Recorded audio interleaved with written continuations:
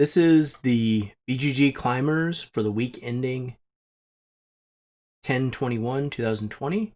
This is a list put together by Michael Alexander for probably at least the past 4 years, and probably my favorite geek list to look at every week. So let's start looking at it. If you like this video, please like and please subscribe. Please take a look at our other videos, and also I included a link to the geek list and the master geek list in the description. So a couple interesting things here at the bottom. So he always puts notable fallers at the bottom of the list. So if you go all the way down there, you can see Alchemist is dropping, I would say, fairly rapidly, mostly due to the rise of other games and it probably maxing out.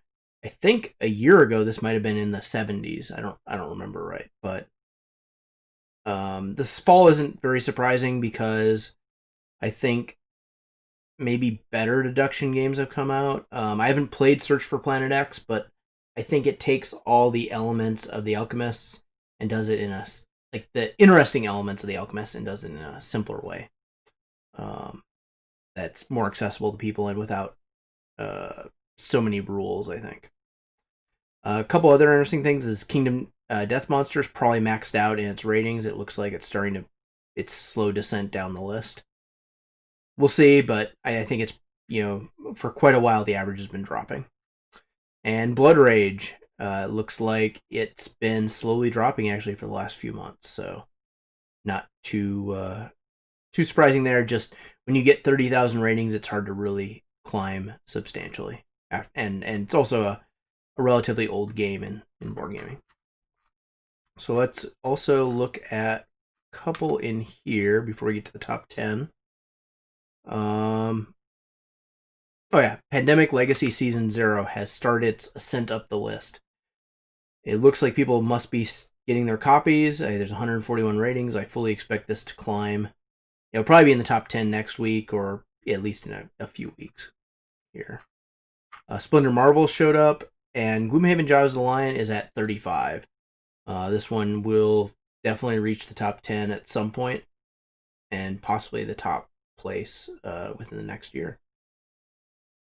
So let's start with number 10, Viscounts of the West Kingdom. So this game has, it looks like people started to get their copies. Maybe they're Kickstarter backers, or I don't know if they've started shipping pre-orders yet, but people are starting to get the rings. I don't think this is going to do as well as the other two in the West Kingdom line, based on the videos I've seen, but that's just my opinion. As far as the game, it looks, the art looks really good. The player boards look really good. These are all the different languages. It's got this, I don't know, this like central area where you're placing these meeples. And let's see, I guess there isn't that many pictures yet of this because people probably haven't gotten their copies. I guess it's got it's got some Rondell set collection. I think it's maybe a simpler version, or simpler than Paladins, and maybe more complex than Architects of the West Kingdom. Let's see here. Overall, I think it looks good. I think this is probably the one West Kingdom game I don't plan on acquiring. So we'll see. I guess it's still up for pre-order, so it's probably only Kickstarter backers are getting this game yet. So that was number 10, Viscounts of the West Kingdom.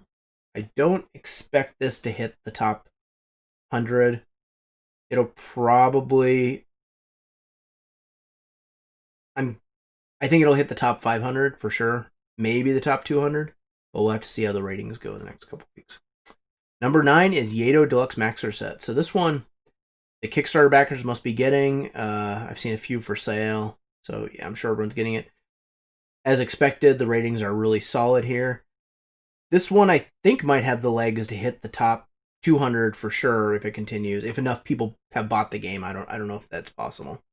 And it's probably on track for at least the top 1,000, which is good for a deluxe version that was I think Kickstarter only edition. Let's see here. So let's look at a few images of this. It is a really good looking edition of Yedo. I guess this has metal coin. This version, or I don't know if all of them came with metal coins or if that was an add-on. This person got the yeah, you can get the coins, the sleeves. This person got everything, and that looks. I don't know what the they set it up with a stool here, but it's got a really good look to the game. I think. I kind of regret not getting it, I would say. And let's see. So I think most people are familiar with Yedo. It's actually a game I haven't played yet, but I do own, so I hope to play it. And as I mentioned before, I think this is definitely going to hit the top 500, assuming enough people bought the game. I don't remember the backers for this one. And if enough people bought it, it probably will hit the top 200 at least. So that is number 9, Yedo Deluxe Master Set. Number 8 is Moonraker. So this one I think might have been number 1 last week. This one, its new ratings are a little bit lower, which I kind of expected. I think the look of the game maybe outpaces some of the gameplay. Again, it's a lighter weight game that plays in the longer range, which I don't think have a lot of legs on the BGG ratings. It is a really good looking game. Like, I think they don't say the artist here, but whoever did the artwork and the graphics design for this game needs to do other games. I think the look of it is really, really solid. And I like the metal ships better than the plastic ones, but I think the plastic ones look okay. I do think that for a I think the central mechanic of this game is largely negotiation. It's too long of a game for probably what it is, and I think that's why I didn't back it when it was on Kickstarter. I do think the game will do well due to its look, and I think its price was relatively reasonable for this game. Yeah, I mean it's going to be I think it's a deck building negotiation game, with negotiation being the central mechanic because you're getting players to ally on missions. And I think that from a Eurocentric gamer like myself, you're going to see some issues there in terms of balance. Like, the balance kind of has to happen from the players either choosing to go on the missions or excluding people, which I'm not a huge fan of, although I do like some games that have strong negotiation elements like Twilight Imperium 4 because there's so much else there. So that is Moonrakers. We only have a few weeks of this. I don't think it's going to have legs to hit the top 100.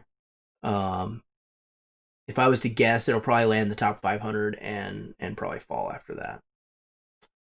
So that's number 8, Moonrakers. Number 7 is Core Space. So I don't know too much about this game. It's been steadily, actually got a lot of ratings in the last week. Wonder why. Let's see what's on here. So again, it's a Kickstarter game. I wonder if people have been getting their copies of it, or if it's available on the or if it's available now, which is possible. The look is pretty cool. I don't know. I think people might. I mean, it looks really cool in pictures. I'm not a huge fan of like cardboard 3-dimensional walls. Just from the maintenance standpoint, I guess, and setting it up. Let's see. These all look like stock photos from the company that published the game. Yeah. So this must be. Huh. Yeah, I guess it's a miniatures game with a modular board and maybe is based on some role-playing elements. I don't know. Has a train set. Yeah, it's interesting. I think this is mostly going to appeal to miniature gamers. I don't see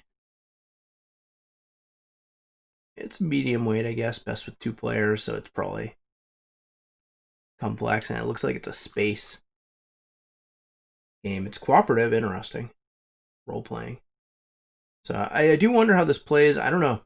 I'll have to keep an eye out on it and see how it does. I don't expect this to climb too high on the list. Just, I think it's going to be well liked by certain people that are really interested in these games. But we'll keep an eye on it and see how it does. So it's number 7, Core Space. Number 6 is Super Skill Pinball 4K. So this is looking to be the next, maybe one of the next big roll and writes. After the Shut Up and Sit Down video, it looks like a lot of people either picked it up or maybe were waiting for it to come in the mail. It's climbing pretty good. I don't think it's going to hit. I mean, it's probably very unlikely to hit the top 100. Very few roll and writes make it there. We'll have to see how it progresses, but I would guess top 500 at this point. Especially with the reviews for it coming out. I think that's going to give it some oomph. It's again lightweight, like most roll and writes. I don't think heavy games and roll and writes really go together. I think it's more of a lighter weight game that you can play with your family or play on an app in a airplane and so forth. I do like the fact that the boards look like pinball machines, and they kind of the game operates like a pinball machine. I think it's really cool. I think that I would not be surprised if there's another edition of this, and it would be really cool if they could go and make some like classic pinball games and get the work with maybe a pinball machine developer or license the IP from from someone that owns it to make the classic pinball machines. That would be a kind of a cool expansion, like classic pinball expansion. So there we have it. That is number 6, Super Skill Pinball 4K. Number 5, Bonfire. So I'm not too surprised to see this on the list again. Bonfire is the latest game from Stefan Feld. I think it might be his best looking game. He's not really known for great looking games, but if you look at this, I think the artwork looks good. I think these tiles look really good on your player board. I think that the meeples look really good, and I don't think it costs that much. So I think it's got a lot of great chances here to get a lot of people picking this game up, and because it's a Feld game, it's going to be mostly a little bit more involved. So I'm really looking forward to playing this. If I remember right, it's a game where you're going to kind of build your tableau and have a point-to-point movement through it to get stuff. Probably a point salad game, and probably based on this set collection along with that. Where do I think Bonfire will end up? Well, it's hard to tell off these early ratings because you're going to have mostly Stefan Feld fans playing it online at this point, I think. Or maybe a few people got it pre-ordered. So we'll have to see how it goes. I mean, with the look, I think it's going to get a lot of people to at least check it out. And we'll have to see. I mean, since it's Feld, it could end up in the top 100. I think it's a possibility, but we'll track it in the next coming weeks. So that's number 5, Bonfire.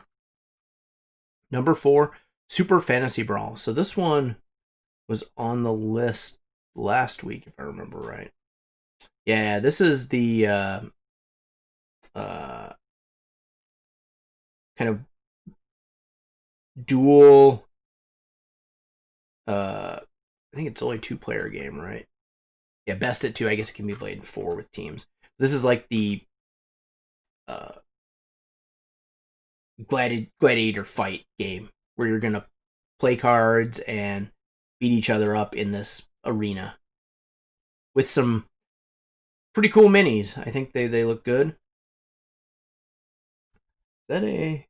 Oh, this has they have the neoprene mats. This must have been a Kickstarter with some stuff. The inserts look good. I think overall it's a good looking game. I don't think, and some nice paint jobs. I don't think a game of this caliber and weight, or maybe this style, is gonna be able to move beyond the top, move into even the top 200. It's probably gonna land. If it's a really good game, it's probably gonna land at most in the top 500, but maybe even more likely top 1,000, depending upon how many it sold. It does seem to be doing pretty good with its early adopters, but we'll have to see how it moves up in the future. So that's number 4, Super Fantasy Brawl. Number 3, New York Zoo. So this is a new game. I haven't seen any reviews for it. I mean, I've seen some published reviews, but I haven't watched any of them. It looks like a new lightweight tile laying game, which seemed to be all the rage. I think it's kind of a crowded field. Abstract strategy, tile laying. There's just a lot there. I don't know if this is going to do anything different or better than his previous games. It is from Uwe Rosenberg, so he has had a lot of tile laying games. I don't know if it's going to do anything better than those ones. It does look better though than like his Spring Garden or Cottage Garden, Spring Meadow, and all those series. I like the look of it. I like the penguins and I guess they're the animals here. Some beaver thing, flamingo, and maybe a cat.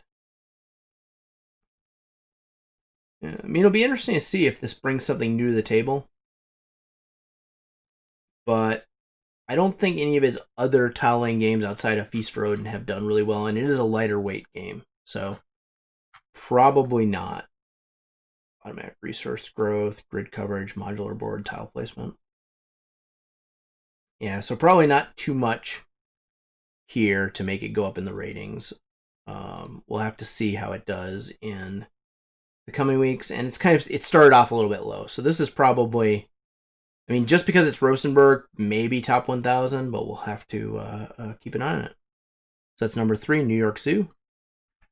Number 2, Trekking the World. So I'm not too surprised to see this continuing its rise. I think it's a really good looking game. We're at 3,000 already, which isn't too hard to get to. Again, the weight of this game is pretty light, but I think it has a couple things going for it. I think this is being distributed into Target, which gets a lot of people to at least look at it. Some of them might find Board Game Geek and rate the game. I think the artwork looks really good. Cowboy, some ruins. This style of artwork I think it goes well with the type of game it is. It's kind of lighter weight. It's got some artist renditions of stuff that's not like, it's obviously not trying to be realistic, but it looks, it gives you the impression of the monument or the natural area. Again, it's lighter weight with some, I'm assuming it's just playing cards and going around collecting points. I don't actually know the details of the game, but I would assume something like that is this. And it is the second version of it, which in some cases do better because more people go out and get this one. In some cases do worse. I do think Trekking the World is maybe more appealing to me than just trekking the national parks, because it kind of goes and with all these different monuments all around the world, which I'm interested in, and I think would be good for like a family weight game. So we'll see how this one continues to do. It's been doing well, and yeah. So that's number 2 this week, and the number 1 game is Dwellings of Eldervale. Now this is interesting because I saw this on Kickstarter a while ago, and it must be getting delivered, because if you look, there hasn't been hardly any ratings for quite a while. I don't know if someone removed their rating, and then it's jumped with 44 ratings this week and has gotten some really solid reviews. So this one was, and maybe I'm going to regret not getting this one, epic worker placement game. So it's really heavy, and there's a lot. I probably the reason I didn't back it was there's a lot of worker placement games out there, and there's a lot of epic worker placement games out there. And to really be doing something solid and different and interesting here, you have to have a really, I guess, really good game and really good design. A lot of people are selling the boards here. So we have release games. I guess it's probably released now. Variable powers, modular board, hand management, dice rolling. So let's take a look at some of these components. Man, I love the trays for players. I think it's really, really cool. Each one have their, yeah, I do remember this. Everyone has their own like dragon for their type. We have some really cool minis to go with it. Wow, this looks really good. The art on the tokens look good. I think they did a really good job. They did actually an amazing job producing this game. I think it looks solid. They wonder if it comes with the washes on them to give it a little bit better look. Modular board. So I guess it's a worker placement game where you can place stuff out on this hexagonal board. Interesting. I don't remember the details on how the game plays. So this is really cool that this is the first. Let's actually look at these ratings real quick. This is the #1 game for the week. Some comments on here. Yeah, people are just getting their Kickstarters. Game looks amazing. Quality superb, yeah. So I mean, one of the things is if you have a beast epic worker placement game, the one thing is that if you do a Kickstarter and you have solid gameplay and you back it up with a really good production, I think you can, you really can move up the ratings quickly, and it does look like people like this game a lot. Questing, fighting, honey monster dungeon. Wow, it's a lot of stuff.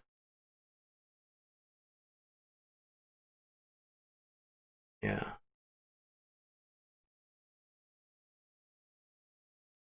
This one will be interesting. I wonder if they're going to do a retail edition on this, which would further move it up the rankings. I think we'll have to take a look at this in the next weeks. Again, this is the first week where it's really climbed in quite a while, but it's off to a strong start. So anything's possible, assuming they either have a retail edition, do a second Kickstarter, or have enough people that buy into the first Kickstarter. So here is the end of the list for the week 10/21/2020. If you like this video, please like and please subscribe. Please take a look at our other videos.